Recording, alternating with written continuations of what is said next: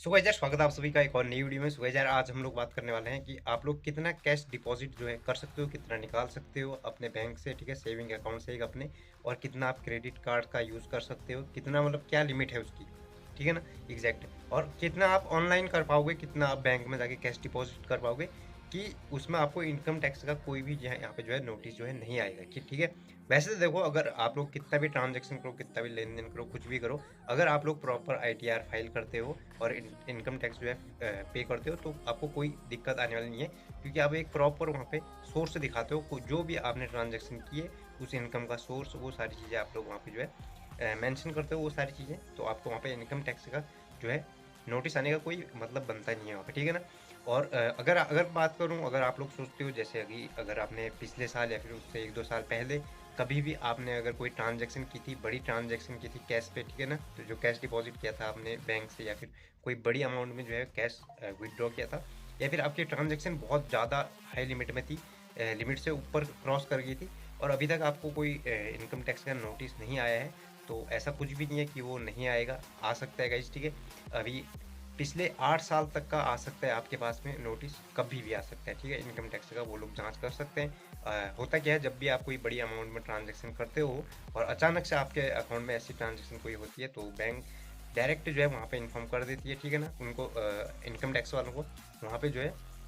वो लोग आप फिर वहाँ पे जांच करते हैं, उसके बाद आपके पास नोटिस भेजते हैं। उसके बाद आपको जो है वो सारी चीज़ें फिर क्लियर करनी पड़ती है कि भाई कहाँ से कौन सी इनकम आई थी, क्या आई थी, क्या उसका सोर्स था, वैलिड सोर्स था, नहीं था, तो वो सारी चीज़ें हैं, ठीक है। तो हम बात करते हैं, सबसे पहले जो है हम कैश डिपॉजिट की बात करेंगे कि आप लोग बैंक में कितना कैश डिपॉजिट कर सकते हो पूरे साल में, या फिर एक बार में कितना कर पाओगे आप लोग वहाँ पे। तो अगर यार हम लोग बात करें कि एक फाइनेंशियल ईयर में आप लोग क्या मतलब कितना आप लोग डिपॉजिट कर सकते हो कैश, ठीक है, बैंक बैंक में जाके आप लोग जो डिपॉजिट करते हो कैश, कितना टोटल डिपॉजिट कर सकते हो, कितना आप लोग एक दिन में डिपॉजिट कर सकते हो, कितनी बड़ी अमाउंट का आप लोग कर पाओगे वहाँ पे, जिससे कि आपको कोई प्रॉब्लम ना आए। देखो, सबसे पहले बात करें, अगर एक साल की हम बात करें, तो एक साल में आपको 10 लाख से ऊपर का कोई भी जो है वहाँ पे 10 लाख से ऊपर वहाँ पे डिपॉजिट नहीं करना है कैश में, ठीक है, कैश पे नहीं करना है। और अगर आप लोग एक दिन में करते हो, तो वहाँ पे 2 लाख से ऊपर नहीं करना है, 2 लाख से नीचे ही करना है, और हो सके तो 1 लाख से भी नीचे करो, क्योंकि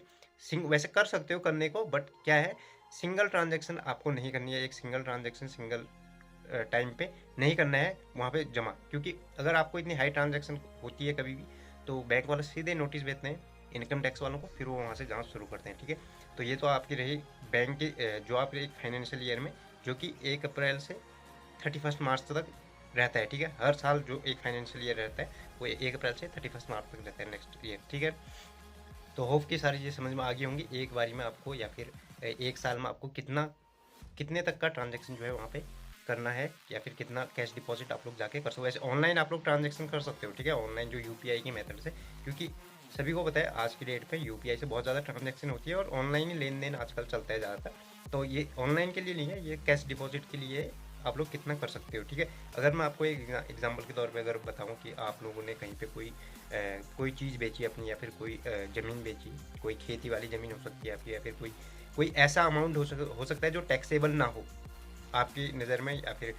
नियम के हिसाब से टैक्सेबल ना हो, लेकिन उसे भी आप एक फाइनेंशियल ईयर में और एक बारी में इतना ज़्यादा आप यहाँ पर डिपॉजिट नहीं कर सकते हो, ठीक है ना। जैसे कि अगर मान लो आप लोग कोई खेती वाली ज़मीन आपने बेच दी, कोई गांव वाला एरिया था, और वो ज़मीन के ऊपर मतलब जो बेचा आपने उसके वो टैक्सेबल अमाउंट नहीं था, ठीक है ना, तो वहाँ पे तो ठीक है, नियम के हिसाब से सही है। लेकिन आप उसको सीधे उठाकर डायरेक्टली एक बारी में 2 लाख से ऊपर का वहाँ पे आप डिपॉजिट नहीं करा सकते हो, ठीक है ना। ये रूल के हिसाब से आप लोगों को अगर ऐसा करते हो, और आपके पास कभी अगर ऐसा मतलब नोटिस वगैरह आता है, तो आपको उस टाइम पे वहाँ पे फाइन देना पड़ सकता है, जितने का आपने ट्रांजैक्शन किया था उससे, मतलब सेम जितना आपने ट्रांजैक्शन किया था उतना भी, उतना जितना, अगर जैसे 15 लाख 20 लाख का है, तो उतने का उतना भी आपको फाइन लग सकता है। और या फिर अपने हिसाब से वो लोग रूल्स के हिसाब से कम ज़्यादा भी हो सकता है, लेकिन फाइन आपको लग सकता है, ठीक है ना। तो ये चीज़ें ध्यान में रखना कि आपको मतलब यहाँ पे इकट्ठी अमाउंट, एक बड़ा अमाउंट में आपको जो है वहाँ पे नहीं करना चाहिए। अगर भले आपकी कोई भी दुकान है कहीं पे, कुछ है जो ज़्यादा, आप जहाँ पे आपका ज़्यादा वो आता है, तो उसको आप करंट अकाउंट यूज़ कर सकते हो उसमें, ठीक है। करंट अकाउंट में 50 लाख रुपीज़ तक की लिमिट रहती है। अगर आपका लेन देन है, दुकान है छोटी सी कोई किराने की, या फिर कोई साग मतलब सब्जी वब्जी ठेले की कुछ भी है, तो वहाँ पे आप लोग करंट अकाउंट ओपन करा सकते हो। वहाँ पे आप 50 लाख तक का जो है अपना करा सकते हो, ठीक है ना, वहाँ कोई दिक्कत नहीं है। लेकिन सेविंग अकाउंट पे आपको इतना ध्यान रखना चाहिए, ठीक है ना गाइस। और अब बात करें अगर विड्रॉल की, तो कि विड्रॉल आप लोग कितना कर सकते हो एक बारी में या फिर पूरे साल में, ठीक है ना। तो उसके ऊपर हम लोग बात कर लेते हैं। तो ऐसे अगर यहाँ पे देखा जाए तो उसमें यहाँ पे कोई दिक्कत वाली बात नहीं है, क्योंकि देखो अगर आप लोगों के जो वहाँ पर डिपॉजिट रहता है ना, मेन रहता है आपकी इनकम। इनकम रहती है, आप निकाल रहे हो कितना निकाल रहे हो, वो मतलब नहीं रहता है उसका। अगर आप लोगों ने जमा कर रखा है, मान लो कि आपने 2 साल 3 साल 5 साल से आप लोग जमा कर रहे हो, ठीक है। अब साल में टोटल आपने किया जमा, जो आपका टैक्सेबल अमाउंट नहीं है, जो टैक्स से नीचे की लिमिट है, जैसे ही आप लोग 2 लाख कमा रहे हो 3 लाख कमा रहे हो, जो जिसमें अभी ITR भी फाइल नहीं करना पड़ता, ठीक है। अभी 3 लाख रुपए तक का भी जो न्यू रिजीम के हिसाब से उसमें आपको ITR फाइल जो है नहीं करना पड़ता। तो उसके नीचे से 3 लाख रुपए आप लोग साल का कमा रहे हो, और उसमें से आप लोगों ने 3 लाख 2 लाख हर साल आप जो है इतना डिपॉजिट करते हो, आपके अकाउंट में 10-15 लाख रुपीज़ हैं, ठीक है ना। क्योंकि अलग अलग फाइनेंशियल ईयर में उतने वहाँ पे काउंट है कि अलग अलग फाइनेंशियल ईयर में आप लोगों ने जमा किए हैं, तो आप निकाल उससे ज़्यादा सकते हो। लेकिन इससे इस चीज़ से दूरी रहना कि आप एक सिंगल ट्रांजैक्शन 2 लाख से ऊपर की ना करो, ठीक है। उससे कम की कर सकते हो कैश में, कैश की बात कर रहा हूँ मैं। आप ऑनलाइन ट्रांजैक्शन करो तो वो ज़्यादा अच्छी बात है। अगर ऑनलाइन अगर आप लोग UPI के थ्रू कर सकते हो तो उसमें कोई दिक्कत वाली बात इतनी नहीं है विदड्रॉल वाले में, ठीक है ना। तो ठीक है, आप लोग समझ गए होंगे विदड्रॉल का भी क्या क्या सीन है। हालांकि आप यहाँ पे थोड़ा सा मतलब केयरफुल रह सकते हो कि आपको, जैसे मैंने बताया ना, सिंगल लिमिट में आपको ज़्यादा बड़ी जो है लेन देन नहीं करनी चाहिए, चाहे डिपॉजिट करना है चाहे विड्रॉल करना है। और यहाँ पे अगर एक फाइनेंशियल ईयर की बात करें तो 20 लाख से ऊपर भी अगर आप लोग कोई ITR फाइल नहीं करते, ठीक है ना, ITR फाइल नहीं करते हो, इनकम टैक्स पे नहीं करते, तो 20 लाख से ऊपर भी आप विड्रॉल मत कीजिए। वैसे इतना कोई करेगा भी नहीं, अगर जिसकी इतनी डिपॉजिट अगर इतना नहीं है तो वहाँ पे नहीं कर पाएगा। लेकिन अगर 20 लाख से ऊपर आप लोग करते हो तो वहाँ पे आपको TDS जो है कट सकता है 2% का। तो उसका थोड़ा ध्यान रखना। बाकी बाकी चीज़ें मैंने आपको बताई दी हैं, विड्रॉल की सारी चीज़ें, ठीक है। और अगली यहाँ पे हम अगर बात करें FD की, जो कि फिक्स डिपॉजिट है, एक सेविंग बैंक अकाउंट में आपका जो है, एक सेविंग बैंक अकाउंट है, उसमें आप लोग कितना कैश में जो है FD करा सकते हो एक फाइनेंशियल ईयर में, ठीक है। तो वहाँ पे देखो, वहाँ पे क्या है, 10 लाख रुपए तक का आप लोग इजीली करा पाओगे कैश पे, ठीक है। अगर अगर आप लोग कैश पे जो वहाँ पे अगर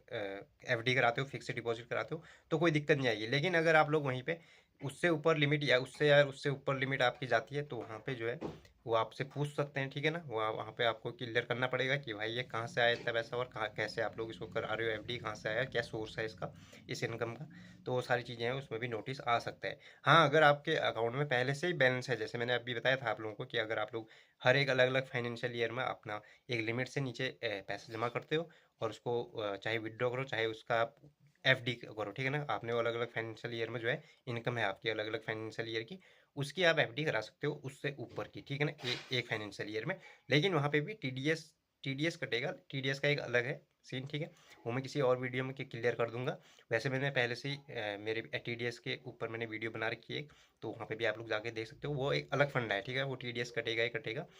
लेकिन आपको कोई इनकम टैक्स का नोटिस और वहाँ पे जो है इनकम टैक्स में पे करने की ज़रूरत नहीं पड़ेगी, अगर आपका पहले से ही वहाँ पे अमाउंट है अकाउंट पे, ठीक है ना, तब आप FD करा सकते हो उससे ऊपर की, ठीक है। अब हम अगर बात करें क्रेडिट कार्ड की, तो क्रेडिट कार्ड में आपको कितना जो है कैश जो है जमा करना चाहिए, मतलब बिल पेमेंट आपको होता है ना कि अगर आप लोगों ने यूज़ किया फिर उसके बाद बिल पेमेंट कर रहे हो, तो साल में कितना कर सकते हो मैक्सिमम, और यहाँ पे एक बारी में आप लोग कितना कर सकते हो एक मंथ में। मतलब यहाँ पे अगर हम एक महीने की बात करें, जैसे एक आपका स्टेटमेंट बन के आता है, ठीक है ना, बिल जनरेट होता है, उसके बाद आप पेमेंट करते हो, तो ऑनलाइन तो आप लोग कर सकते हो ज़्यादा भी। लेकिन एक एक एक बारी में आप लोग अगर बैंक में जाते हो तो वहाँ पे कैश डिपॉजिट 1 लाख से ऊपर का नहीं करना चाहिए कभी भी, ठीक है। तो पहली बात तो ज़्यादातर लोग जाते नहीं है कैश डिपॉजिट करने वहाँ पे क्रेडिट कार्ड का बिल पे करने के लिए। लेकिन फिर भी मैं बता देता हूँ कि 1 लाख से ऊपर नहीं करना चाहिए, और वहाँ पे पूरे साल में 10 लाख से ज़्यादा कैश में डिपॉजिट नहीं करना चाहिए क्रेडिट कार्ड पे, ठीक है ना। तो होप की सारी चीज़ समझ में आ गई होगी। और अब अगर हम नेक्स्ट बात करें कि आप लोग कितना जो है यहाँ पे प्रॉपर्टी अगर आप लोग परचेस करते हो, तो वहाँ पे आप लोग कितना अमाउंट पे आपको जो है वहाँ पे नहीं पड़ेगा इनकम टैक्स का नोटिस, या फिर वहाँ पे जांच नहीं होगी। अगर आप लोग देखो यहाँ पे 30 लाख से नीचे का करते हो, कहीं पे भी कोई प्रॉपर्टी लेते हो, वहाँ पे उसके बाद रजिस्ट्री करते हो, ठीक है ना, वहाँ पे जाते हो रजिस्ट्री कराने, और वहाँ पे 30 लाख से नीचे का आपका अगर आपका है अमाउंट, तो वहाँ पे कोई दिक्कत उतनी होने वाली नहीं है। लेकिन अगर आपका 30 लाख या फिर उससे ऊपर का है, तो वहाँ पे वो लोग उनको जो है नोटिस वहाँ पे भेजना पड़ेगा इनकम टैक्स वालों को, और उसके बाद आपको जो है इनकम टैक्स नोटिस आ सकता है। अब यहाँ पे एक और चीज़ है, हो सकता है आप लोगों ने जो है